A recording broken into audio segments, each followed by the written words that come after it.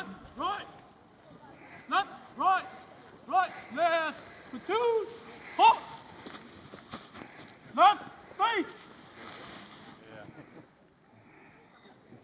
at ease.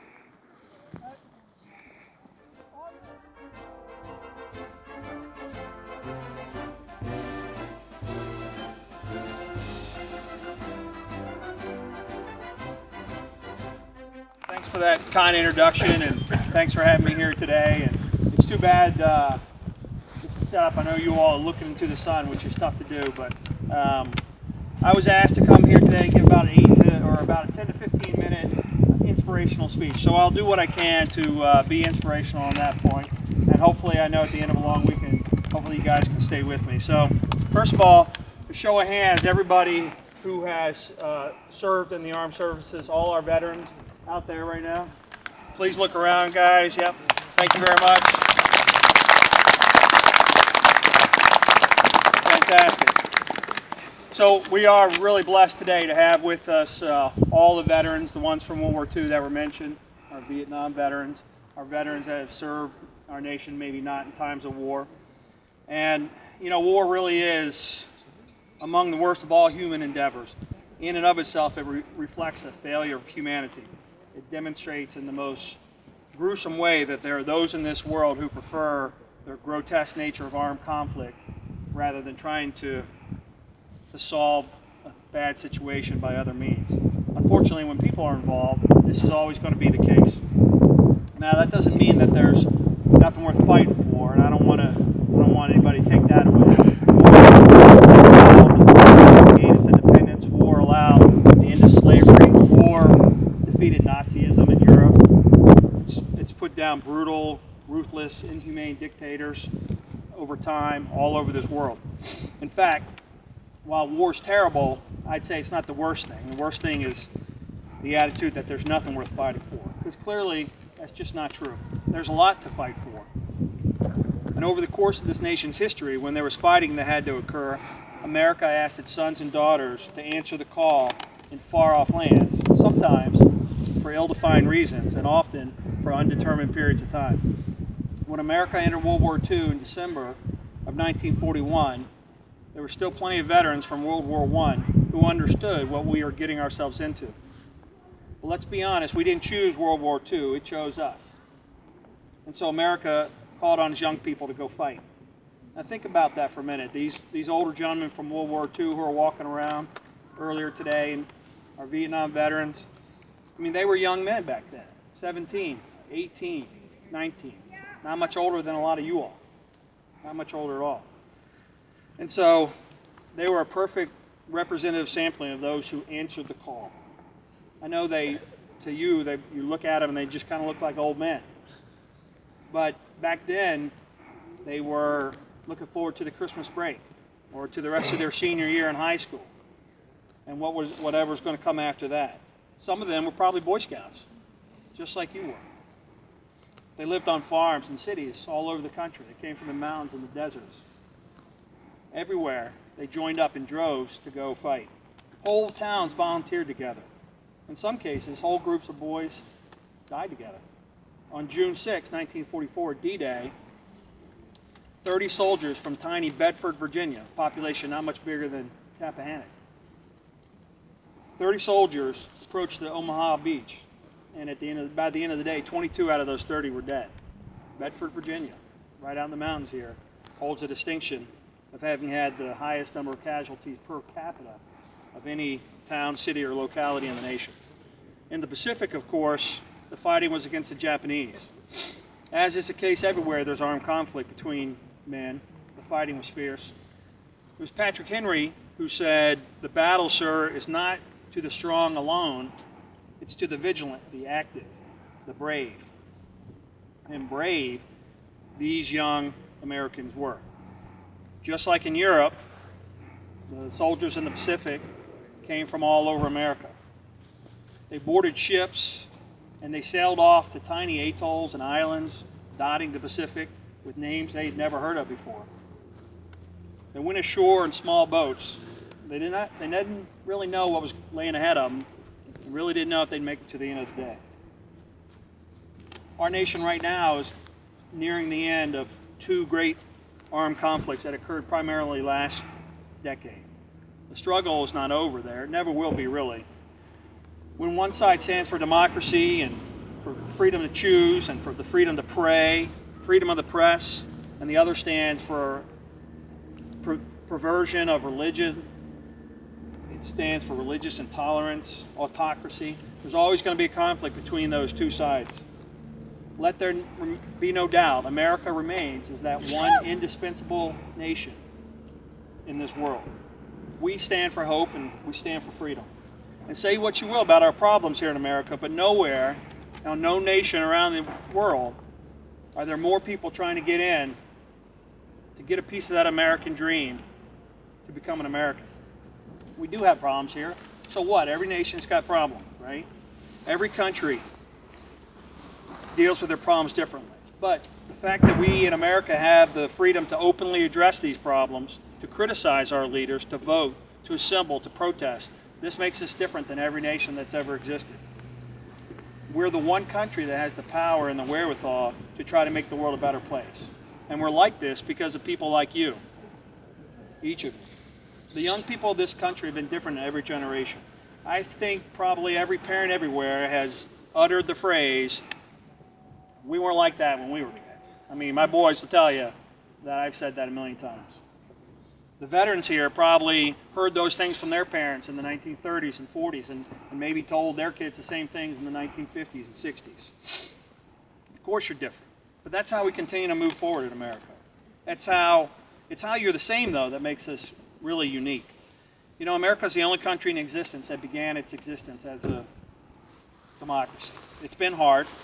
In fact, we didn't get it right the first time. We had the Articles of Confederation. We had to circle back and draw up a new constitution. And even then, it allowed slavery. Women weren't allowed to vote. So even then, we had problems. And today, we still struggle with democracy. It's messy. We don't always get the results that we want to. But our democracy here in America is amazingly resilient. Our elected leaders always want what's best for us. And that's hard to see sometimes. But you shouldn't doubt that. And through the years, through all the struggles, through all the generations of young people who are different from the previous generation, one thing remains the same. And that's the hope of that younger generation, like you, and the spirit that they bring to our nation. Time and again, when called upon, the young people of our country answer the call resoundingly. Most impressively, our nation's always produced young people who believe in the ideas established by our founding fathers almost 241 years ago. Without question, those of you looking back at me right now, you believe in the freedoms enshrined in our Constitution. All Americans grew up believing in freedom of the press and the freedom of religion. It's just who we are. That's the true bridge between you and the previous generations. We were all brought up that way. And so just like the young people that grew up in the 1840s and the 1930s,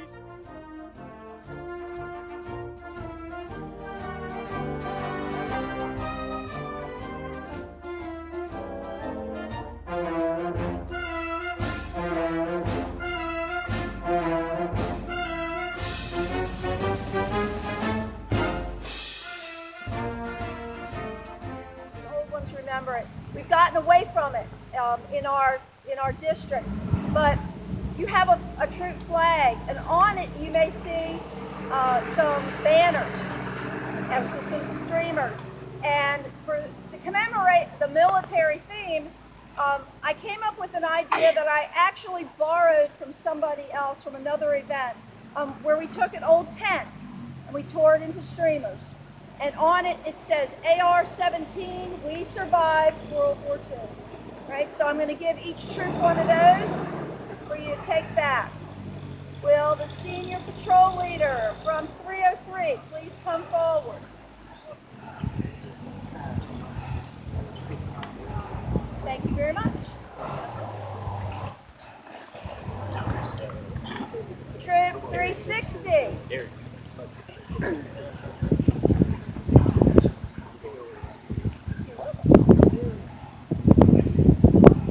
250.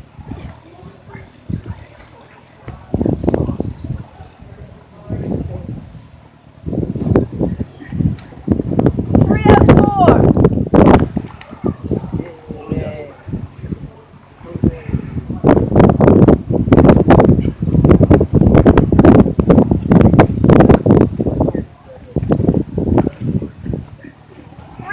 Judy.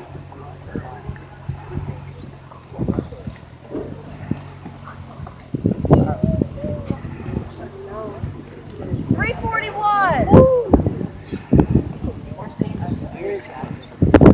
Tanner, you should have been Captain America. Hughes would have really appreciated it. And we've got 2 more for the troops that left yesterday.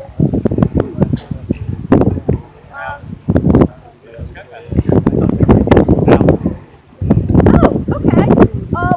Which troop is represented?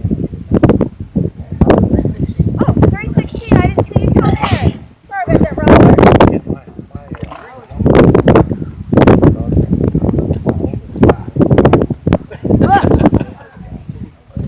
I'm going to have to hand you your patches. Do you remember how many things you had?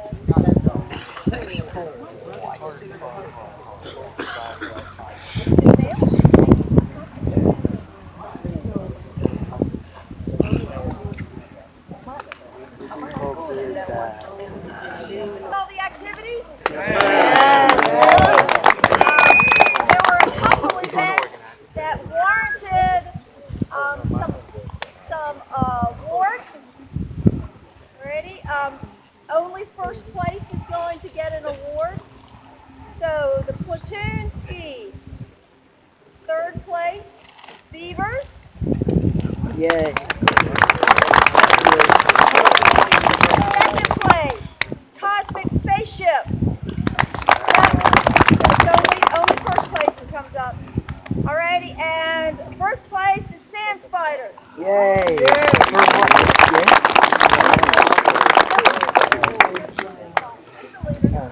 Yeah, you're welcome.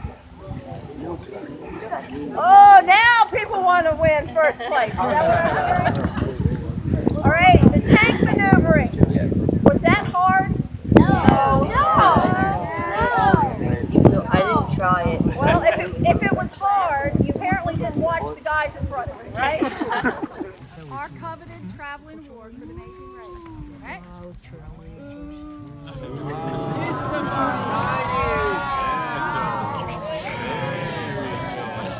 Got it. All righty. Our patch for this year is already on it. Okay? And Drum roll? sure. Drum roll, boys.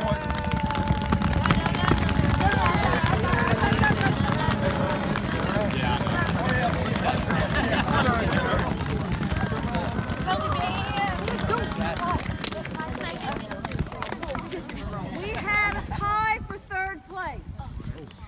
And the same names keep coming up over and over. Beaver, come up and get some candy.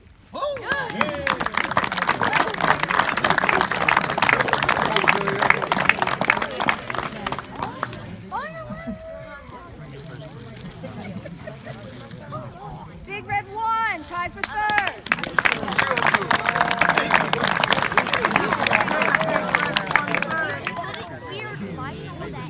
Okay, I'm sure some people are holding their breath. Who do you think got second place? Strawberries. Strawberries is best. You're hacking. Sasquatch. Who's the best? I like your strawberries. Sand spider. Thank you, whoever said that. Second place goes to Sand Spiders.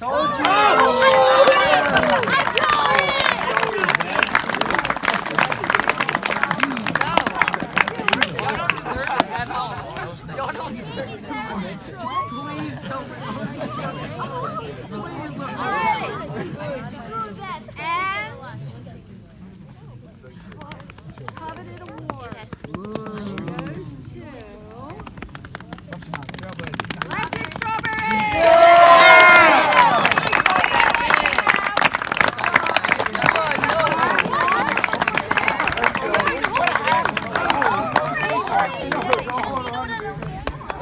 Ready? Where is your control room? Turn around. Get out of the picture. They